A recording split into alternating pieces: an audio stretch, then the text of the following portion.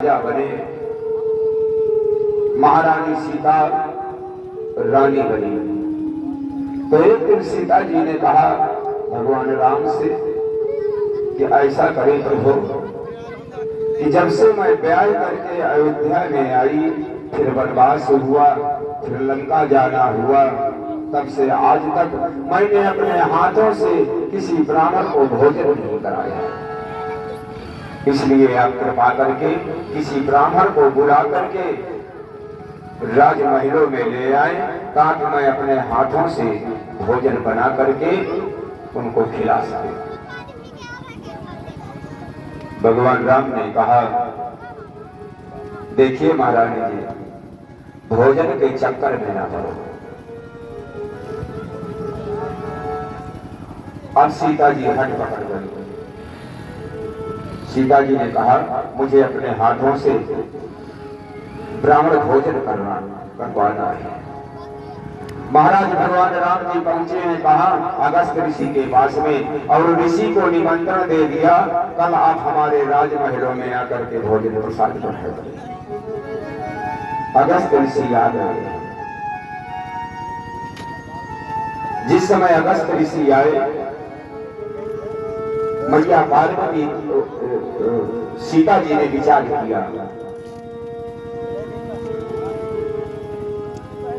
आइए देखिए हमारी ये पूर्व परिचित हैं गोपना घाट पे जो भी कथा हुई थी, सपत्नीक पधारे हैं मंच पर।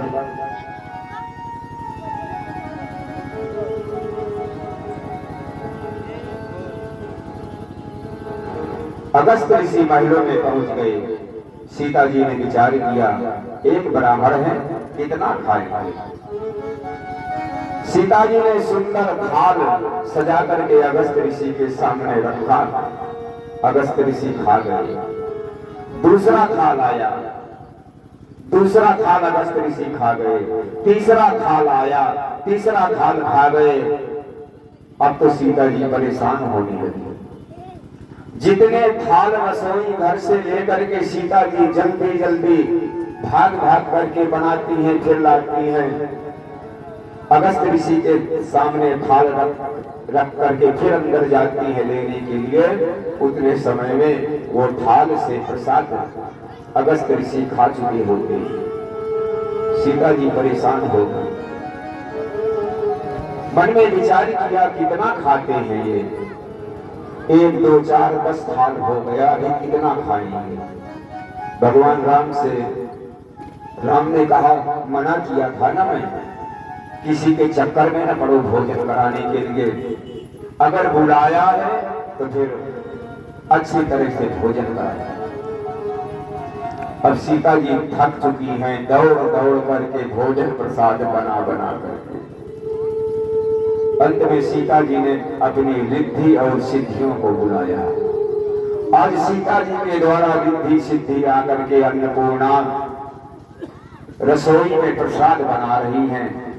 आज थाल के थाल अगस्त ऋषि के पास में जा रहे हैं। अगस्त ऋषि की भूख मिट नहीं पा रही है। 1 दिन हो गया खाते खाते, 2 दिन हो गया खाते खाते, जब तीसरा दिन लगा, सीता जी बिल्कुल हताश हो गई। मन में सीता जी ने विचार किया, कितना खाएगा। भगवान राम से कहने लगी, प्रभु आज तक ऐसा ब्राह्मण मैंने खाने वाला देखा नहीं है।